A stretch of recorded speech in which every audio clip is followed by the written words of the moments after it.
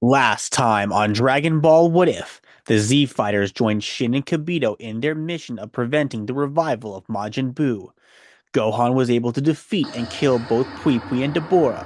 Babidi attempted to convert Vegeta into a Majin, but was repelled by the Saiyan Prince's power and pride. Desperate, the evil wizard injected Gohan's stolen ki into Majin Buu's seal, which successfully revived the Pink Menace. Unfortunately for him, Babidi's rude and crude behavior had angered Majin Buu, provoking him into killing the cowardly spellcaster. Gohan and Goku were able to gain Majin Buu's trust and convinced him into giving up his evil ways. Everyone then teleported to the World Martial Arts Tournament, and thankfully were able to continue on with the tournament. How will the rest of the competition play out? Find out now on this Dragon Ball What If?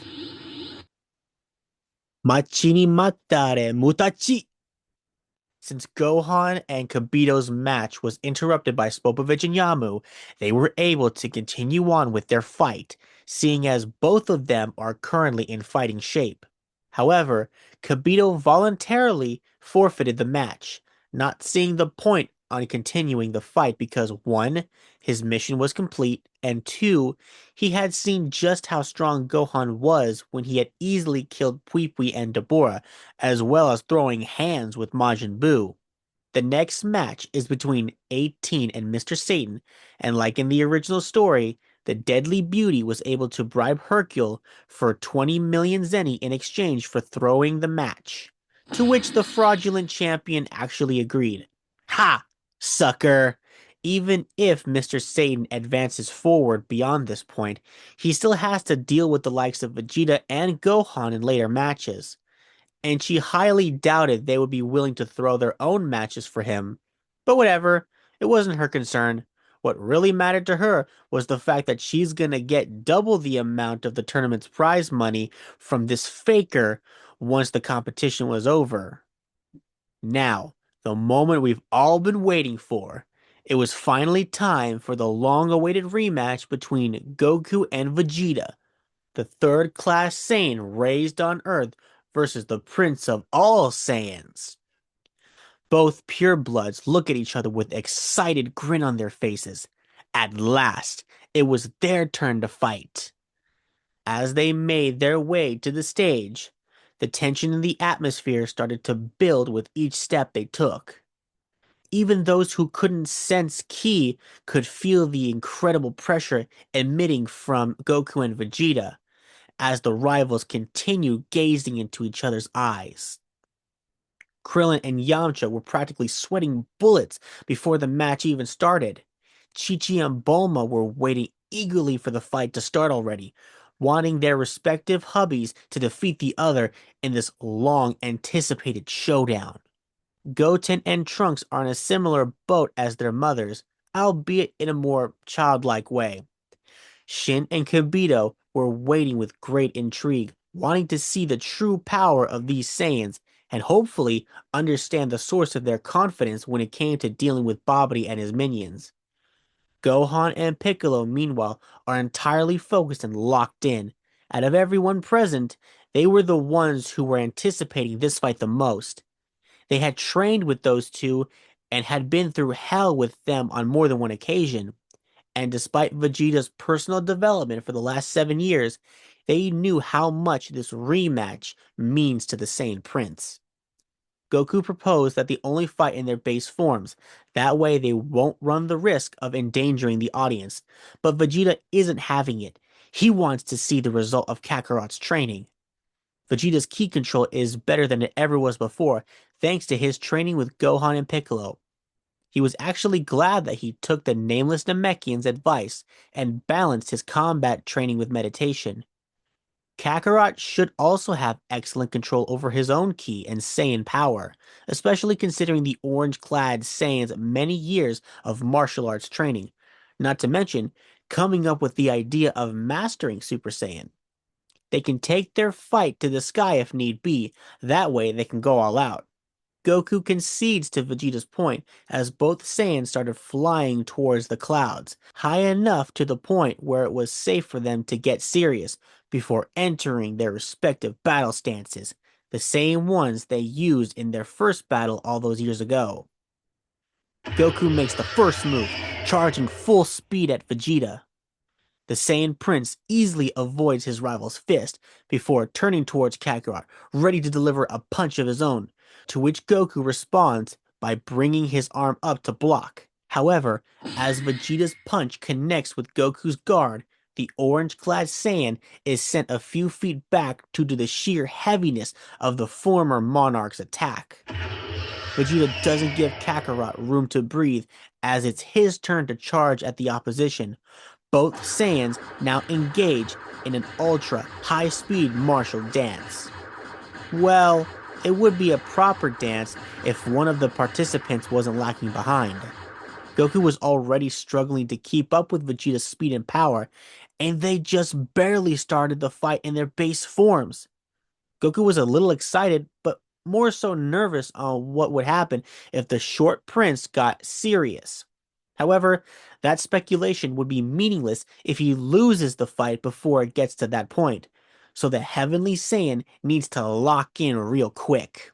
Goku manages to Z-vanish out the way from an incoming punch before powering up to Super Saiyan 2, finally getting serious.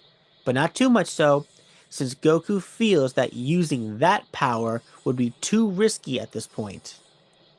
Vegeta looks on at his fellow pureblood as an ascended Saiyan, not in the least bit surprised that his rival was able to achieve the same level as himself and Gohan. However, when sensing the orange-clad warrior's power, he wasn't impressed. He certainly hopes for Kakarot's sake that he has something else in his non-existent sleeve. Otherwise, this long-awaited rematch would end prematurely before reaching its potential zenith. With no effort, Vegeta activates Super Saiyan Grade 4, his hair and eyes transforming into the iconic colors of the legendary state right before Goku's eyes. Goku is surprised to say the least.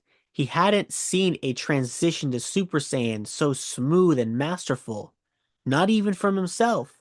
However, that wasn't the only surprising detail. The other thing he noticed was that Vegeta was only in regular Super Saiyan. He wasn't even using the second level like himself.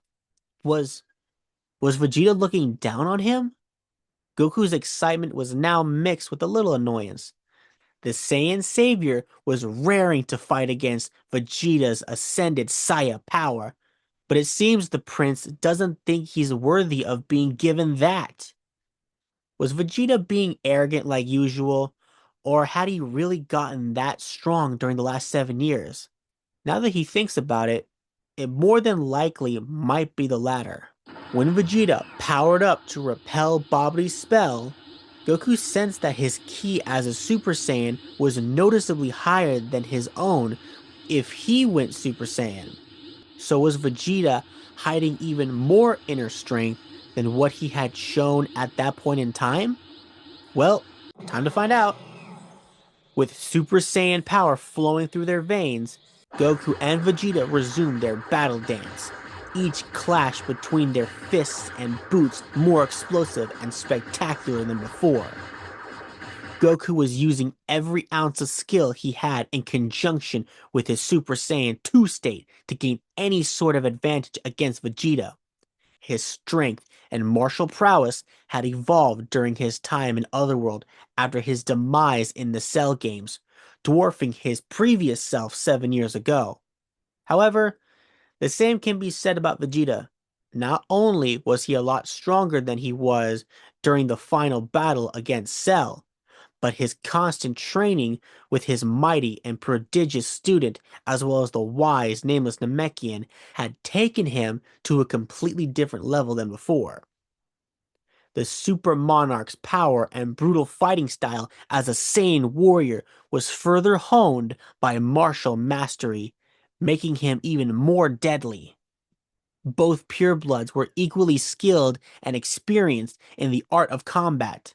However, when it came to speed, power, and overall physical capability in general, Vegeta seemed to have all those qualities in spades, way more so than Goku, a notion that was proving to be more and more apparent as time progressed. Goku was absolutely getting pressed by Vegeta, even more so than in their warm-up round. Great. The situation didn't get any better for the orange-clad Saiyan. If anything, his predicament actually got worse once they both transformed. Goku goes for a kick, which was caught by Vegeta. The orange-clad Saiyan doesn't have time to process this, as he was easily gut-checked by his opponent's own kick, sending him flying across the clouds. Vegeta Z vanishes to the other side, preparing a double axe handle for his rival's approaching person. However, Goku's body disappears just before the prince could land his attack. Instant transmission, huh? Goku appears behind Vegeta, ready to deliver a counterattack, not being able to see the smirk on the monarch's face. An elbow suddenly buries itself into the Saiyan savior's face, stopping him in his tracks. Goku was then punched across the face, sending him back once again. Holding his face in pain, he looks at Vegeta with shock, astounded that instant transmission was countered. The same prince just smirks, revealing that he had further trained himself with the information of instant transmission being in Kakarot's arsenal. As long as he knows that it's being used, he can fight against it. Similar to how Frieza was able to counter Jimizu's own utilization of the technique in Dragon Ball Super episode 110. This added more to Goku's shock, starting to comprehend more of the scope of Vegeta's training. The Earth-raised Saiyan suddenly finds himself having to block an incoming strike from the Saiyan Prince, who instantly appeared right in front of him, intending on continuing the beatdown, rematch that he has been longing for years. However, as the fight continues, Vegeta notices something strange. Sure, he can feel the seriousness in Kakarot's strikes as an ascended Saiyan, and yet, with a scowl, Vegeta charges a little bit of his power, putting more energy into a kick that sends Goku rocketing down to the arena. Luckily, the orange-clad Saiyan was able to stop himself from crashing into the ring just in time. Goku then looks up at Vegeta, still scowling down at the heavenly Saiyan. He demands that Kakarot stop holding back. The more the fight had continued, the better Vegeta was able to feel his rival's energy, and was able to sense that Kakarot wasn't going all out, that he had something else deep within. And if Vegeta's senses were right, he had a pretty good idea of what it might be. So, he reiterates his demand that his fellow Saiyans stop holding back. He's been waiting for the chance to finally settle things with Kakarot, and he won't be satisfied unless his adversary uses his full power. Anything less would be an insult. Kinda hypocritical coming from the guy who's not even using his own Super Saiyan 2 state right now, but whatever. Goku, listening to Vegeta's monologue and demand, decides to forego the risks and reveal his true power. Though he does inform Vegeta that the reason he hasn't gone all out yet is because the form he attained was very recent and he was still not used to it. Not only that, it would also drain his time on Earth. This caught the attention of Vegeta, Gohan, and Piccolo. So the Saiyan Prince's deduction was right. Kakarot really did achieve. Goku teleports back to the sky, then starts charging up his ki. As Goku continues to bring out his inner strength, his hair starts getting longer and longer. With one final push, the sky is enveloped in a blinding flash of light. The light then dissipates to reveal Goku's person, his new power now fully activated. This is Super Saiyan 3. This actually fills Goku with confidence.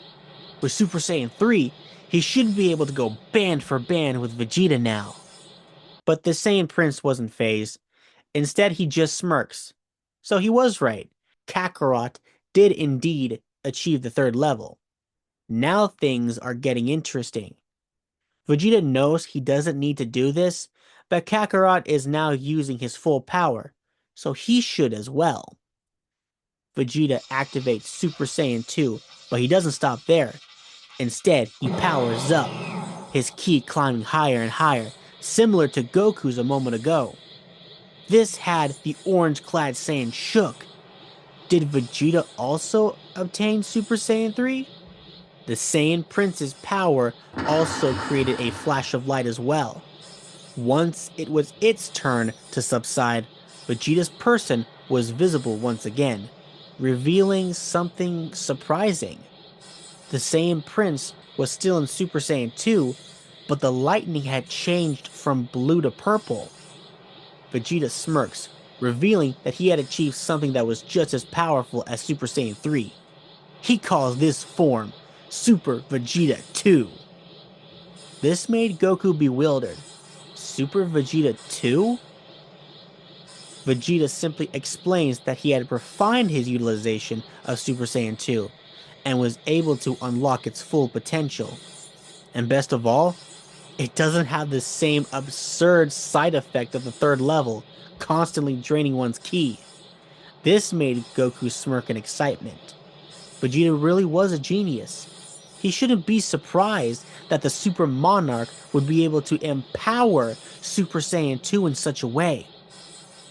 With both fighters now in their ultimate forms, Goku and Vegeta begin the final round of their rematch. Each attack and block between the two warriors was now even more powerful and intense, producing shockwave after shockwave. Though it was clear for those who could sense the battle who was the superior of the two. Vegeta had continued to dominate the fight like he's been doing since the beginning. Each attack and counterattack executed by the prince would always land, punishing Goku every time he tried to attack or defend against said royal. Goku knew that he had to end the fight right then and there. Not only was he weaker than Vegeta, but his Super Saiyan 3 form was a lot more draining than this Super Veggie whatever it was called. He needed to catch Vegeta off guard somehow. The Earth-raised Saiyan Z vanishes to gain some distance as he begins charging up a Super Kamehameha. But he doesn't stop there. Goku then teleports to Vegeta's left, followed by his right, before proceeding to spam instant transmission, warping from one place to another to every spot in the vicinity. Vegeta just scoffs at this. Really? Does Kakarot think rapid teleportation would help in this situation? It seems the clown didn't learn his lesson the first time. Oh well, it just means he gets to punish his rival again. Vegeta then starts charging up a Super Gallic gun, building up its power while waiting for the perfect moment to strike. The Saiyan Royal wasn't panicking. Once Kakarot was ready, that's when he would attack. And that time was now, as Goku appeared on Vegeta's left, about to launch his attack. However, Vegeta, still faster than the heavenly fighter, reacts quickly, slamming his Super Gallic gun into the Super Kamehameha. Both special attacks now clashing against each other with the intent of destroying the opposing blast. Goku was pouring all of his energy into his Kamehameha, trying desperately to push back against Vegeta's technique and finally overcoming the Saiyan Prince. But he just couldn't do it. The difference in their power was just far too big for the martial artist to overcome. It's over, Kakarot. I win! With one big burst of ki, the Super Gallic gun disintegrates the Super Kamehameha and envelops Goku's entire body. An explosion detonates inside the sky as it was shrouded in a blinding flash of light, as if the very heavens were being shaken to its very core. The light then dissipates, with Goku forced back to his base form, falling down from the sky. Vegeta catches his fellow Saiyan just before he hits the ground. with the announcer calling the match. The prince is victorious. Vegeta Yes. almost couldn't believe it. He did it! He has beaten Kakarot! After all these years, he settled the score with his rival at last. After waking up, Goku congratulates Vegeta on his victory and says that it seems he'll need to train even harder than he already has if he wants to have any chance of getting to the Monarch's level. The Saiyan Royal responds in his own Vegeta-like way that he looks forward to their next fight in the afterlife, but he'll win that fight too. At last, Vegeta had finally gotten the rematch he had been waiting for and emerged victorious. But how will the rest of the tournament play out? Leave a comment down below, as well as a like and subscribe in order to tune in next time on this Dragon Ball What If?だんだん心惹かれてくその眩しい笑顔に果てない闇から飛び出そう Hold my hand